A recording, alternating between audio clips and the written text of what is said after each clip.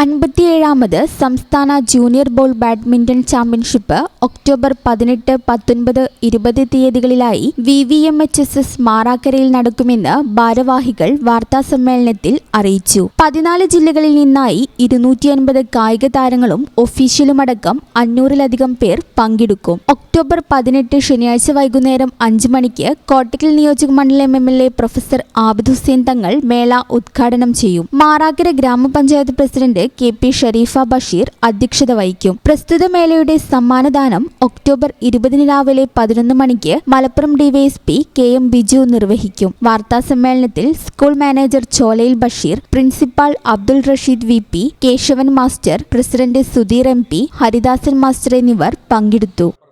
ഈ channel news Marakkara.